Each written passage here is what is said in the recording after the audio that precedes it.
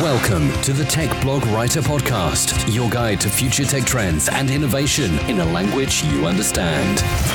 Now, over to your host, Neil Hughes. Welcome back to the Tech Blog Writer Podcast. Now, one of the lessons I've learned since earning a name for myself on LinkedIn and picking up that LinkedIn Top Voice Award is never have all your eggs in one basket, and don't rely on a game where you're playing by somebody else's rules and on their playground, because they control that pay-to-play model and they can turn that tap off at any moment and start charging you to make your voice heard amongst that following that you've created. Now, when LinkedIn Pulse and the algorithms changed, I could have been finished, but creating my own platform that I run was possibly the best decision I ever made. And of course, you build up your own email list. And over the years, I've seen this grow more and more because publishers did give away their inventory over to Facebook. And many of them paid a very heavy price for doing that because ultimately, Facebook gets revenue from user engagement. And the publisher, they don't own or control that distribution method. And in response to realising that they've been taken advantage of over the years by these walled gardens, we're now beginning to witness the renaissance of email for publishers. And publishers have realised that they have a logged-in channel that they own. That's right, email. And now email and newsletters are all acting as a bulwark against Facebook and their ilk. So buckle up and hold on tight so I can beam your ears all the way to New York so we can speak with Carell Cooper, SVP Global Marketing at LiveIntent, who's going to talk about how publishers are fighting against those walled gardens with email. So a massive warm welcome to the show, Carell. Can you tell the listeners a little about who you are and what you do? Yeah, sure. So, hi Neil, and thanks for having me on the podcast. My name is Carell Cooper. I am currently the Senior Vice President of Global Marketing at a MarTech company called LiveIntent. I've been with the company now for a little over 4.5 years in various roles from account management, product marketing, and now heading up all of marketing. Prior to LiveIntent, I pretty much grew up, I would say, on the publisher side of our industry. That's where I had, most of my professional development growth, if you will, and more specifically at a local news publisher called Advanced Digital, where I was there for almost 8 years running ad operations and platform strategies. And I guess as a side note, a partner of mine in the space, his name is Eric Rickaden. He works for a company called Inner Markets, a good friend of mine in the space. He and I started a podcast about a year ago called the Minority Report Podcast. And essentially what that podcast is it's a way for us to sort of create a platform to allow people of color, women, people of diverse backgrounds within the marketing and advertising space to tell their story, right? So the podcast is less about sort of the day-to-day of advertising and marketing, but more about getting to know people on a personal level. So, talking about their background, their upbringing, their culture, their views on diversity and inclusion in the space, so on and so forth. And we've been doing that for about a year, which has been a really cool experience for me. Fellow podcaster, man, I'm going to have to up my game and be on my best behaviour now.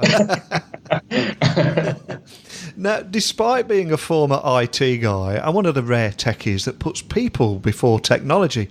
And that is one of the reasons that put you guys on my radar, is because you describe yourselves as a people-based marketing tech company. So can you tell the listeners a little bit more about LiveIntent and how you're changing the way brands and publishers actually think about email now? Yeah, sure. So the company LiveIntent, we've been around for a little over 10 years. Actually, last month was our 10-year anniversary. And essentially, we started out as helping publishers solve the ability to deliver ads within email newsletters, because there really wasn't an efficient way to dynamically deliver ad impression campaigns within email newsletters.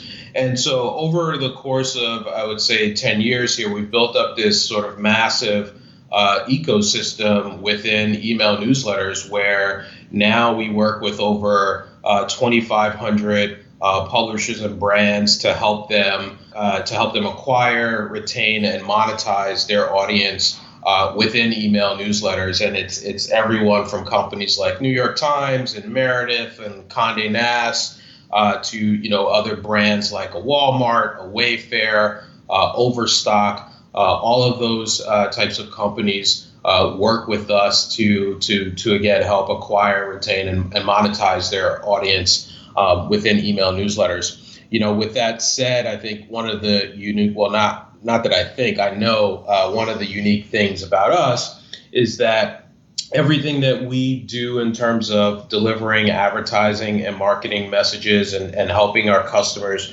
really understand more about their audience is connected to the email address, right? Or as we refer to the email hash, which is a privacy compliant way of looking at email addresses, right? So when you think about targeting today on the web, everything revolves around the cookie, right? Whether a first party or third party cookie, everything revolves around the cookie. But for us, it's the email address. And when you think about that, right, when you think about a user and their email address and the value that provides in terms of helping to identify people, right? It's your email address is pretty much your gateway or your passport to the internet. There isn't much you can do on the internet without it, right? You use it to log into social, you use it to buy something, you use it to sign up for something, right? And it's yours, it's personal. You don't share it with anyone else, and your email address is what you really have had, or maintain, I guess you should say, for everything that you do on the internet. And so when you think about what's tied to that and how personal it is, and then when you think about sort of the email environment, you have to be 100% logged in because the email address is tied to you as an individual. It's fraud free, and people that sign up for email newsletters are usually a publisher or brand's most engaged audience, right? And so we really feel like we sit at that sort of intersection between advertising and marketing technology, and in a really cool space where, the email address we think is the sort of future of digital advertising. Over the years, of course, publishers have given much of their inventory over to companies such as Facebook, and as a result have paid a pretty heavy price for that because, of course, Facebook gets its revenue from user engagement, and publishers just don't actually own or control the distribution in those pay-to-play kind of models. So in response to realising that they've been taken advantage of by these walled gardens, it does seem that we're witnessing the renaissance of email for publishers. But can you set the scene and tell me more about the scale of the problem and what you're seeing out there? Yeah, I mean, I think the problem is a massive one from the standpoint of, if for publishers and for brands to survive moving forward, they have to understand more and more about their audience, right? And you're right. Unfortunately, publishers have given away that information to Facebook, to Google, to other walled gardens for a number of years. And what's interesting that we are seeing here at LiveIntent is more and more publishers are now coming back to us and sort of waking up to the fact that, they need to figure out a first party audience strategy in a, let's just call it a cookieless world, right? Because I think, with everything from ITP 2.0 to all the privacy rules and regulations to some of what Google just recently announced, that the cookie is going to slowly but surely sort of diminish over time. And if you are a major publisher, right, you have to think about how are you going to continue to grow audience, right? Not necessarily traffic. Traffic is important, but when I look at traffic, you can come and go. That's traffic. But an audience is core to your business. Your audience are your most engaged users. Your audience is who you know the most about so that you can make the best decisions for how you want to have conversations with them. And in order to grow audience, right, email still sits at the core of it for all the things that I just mentioned in the last response to you. And so more and more publishers are now trying to figure out how can they leverage the power of email newsletters and the email address to grow their audience. So, we can see the landscape and what it looks like at the moment, but how are you helping businesses overcome these challenges and actually turn them into opportunities? Yeah, sure. So, again, because we've sort of, we work with over 2,500 publishers, and we see across our network, let's just call it, about 250 million uniques on a monthly basis. And a unique for us is an email open, right? People are engaging with content there. So one of the ways that we are helping publishers is to help them with running acquisition campaigns, right? So when you talk about, again, growing your audience, right? So you can do that on our platform by running acquisition campaigns. You can also do that by retargeting users within your own newsletters or within other newsletters. And, from a data and insights perspective, we feel that from, any publisher or brand that's putting their data sort of into our platform and using it to accomplish their goals, we're going to give that back to them. We're going to give them back the insights so that they can understand how their campaigns are running and run more effective campaigns with us. Now, LiveIntent created their own email MarTech stack and work with over 2,500 publishers, including huge names such as the Washington Post and New York Times. But are there any examples or use cases that you can share with us today just to help listeners understand how it works in their world?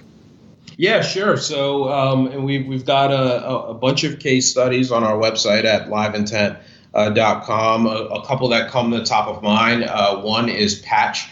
So Patch is a local news and information publisher here in the States. And when we started working with Patch, one of their main goals was to improve revenue across their specific email newsletters. I think there were a number of ways that they or things that they looked at that they thought that they could improve to help increase revenue. And so we sat down with Patch.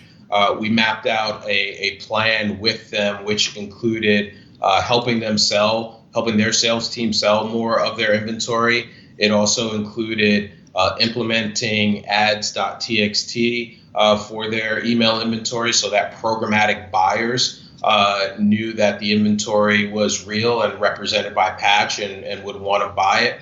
And then also helping Patch implement our dynamic ad tags, which we call Live Tags 2.0, which is simply a way of delivering multiple size ad units within one slot. So it gives the publisher some flexibility on the types of ad sizes that they want to deliver into one slot, but also because you have multiple types of creatives bidding on that inventory, it can help, the bid density there with it being high will help raise CPMs. And so when you put all those things together, essentially we help Patch increase their revenue year over year by about 40%. And we help them raise their eCPMs in their email newsletters by about 27%. And, what I want to say to anyone listening out there, those are huge jumps in revenue and eCPM. Certainly, we don't guarantee that in every situation and every client. Every client is different. Every client is starting at a different point with us. But that was the use case for Patch.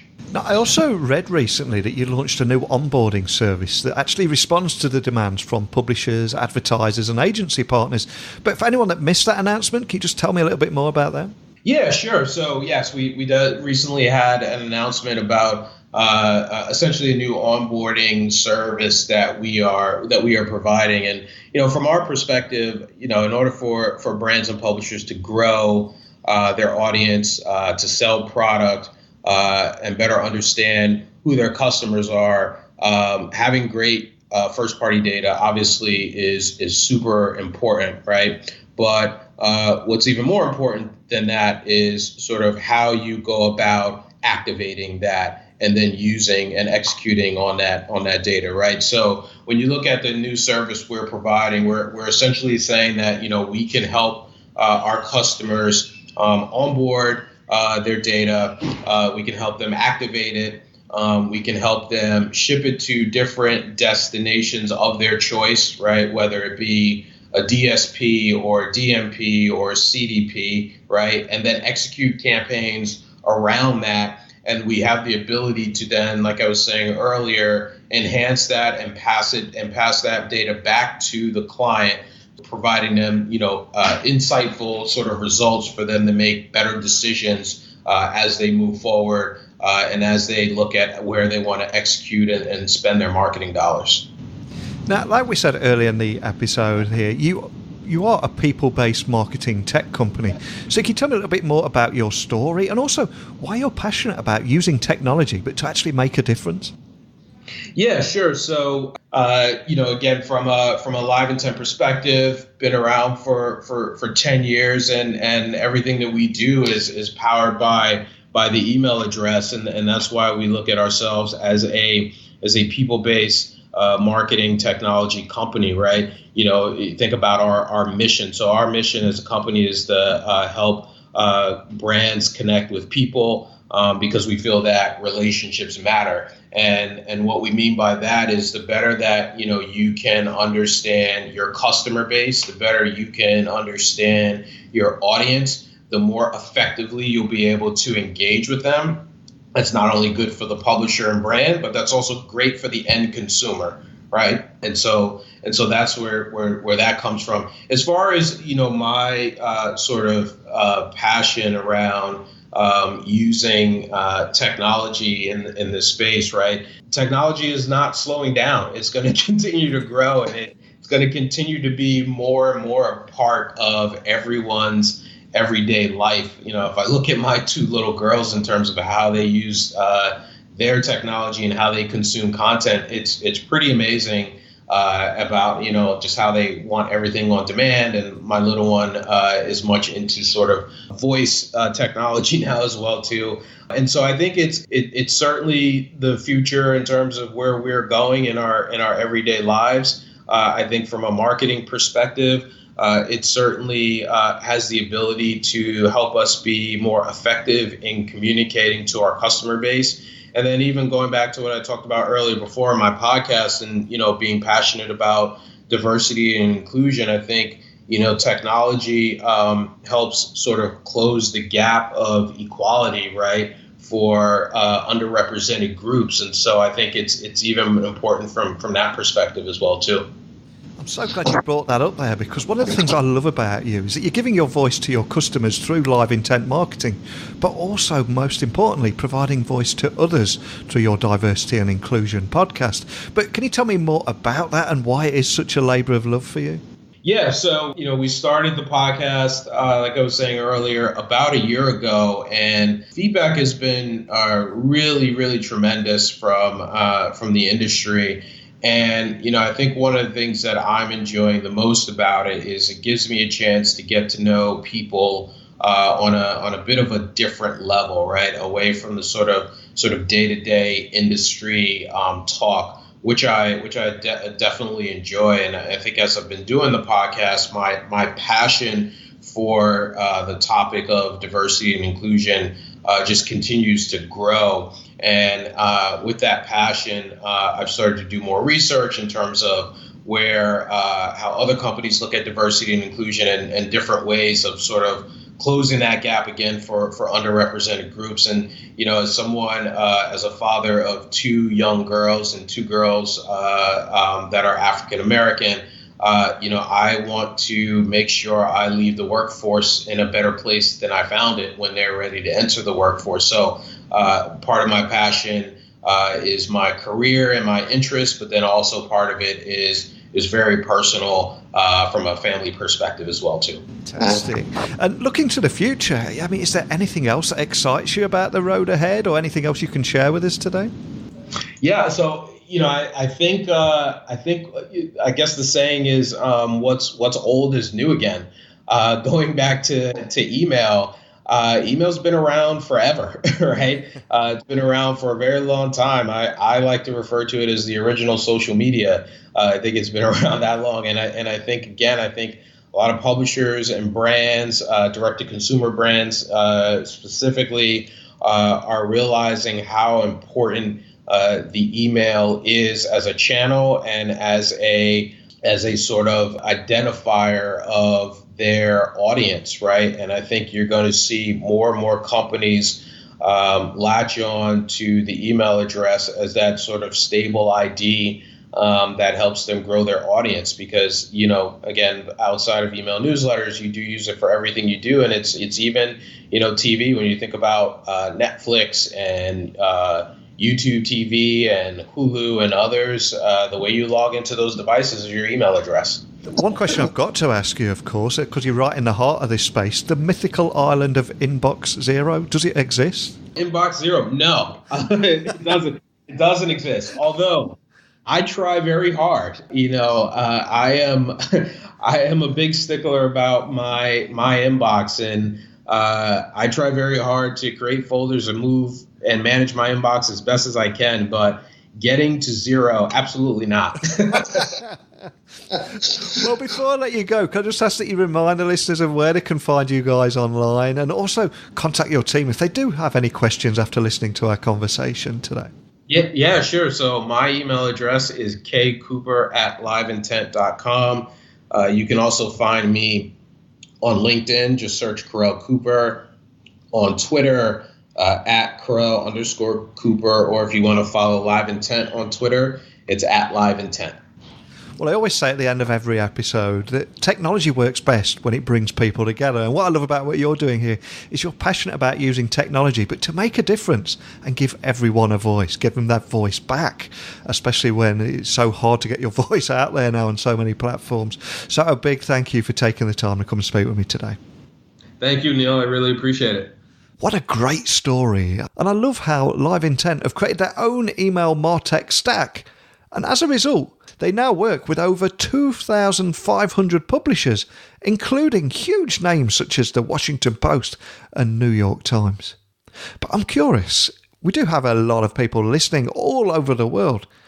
Have you been burnt by having all your eggs in one basket, publishing your content on somebody else's playground and playing by their set of rules? So please share your experiences, your insights, not only with me, but also the audience. And you can do that by simply emailing me, techblogwriter@outlook.com, pop by my website, techblogwriter.co.uk, and of course you can get me on Twitter @NeilC.Hughes, and you get me on LinkedIn and Instagram too. I'm the easiest man in the world to find.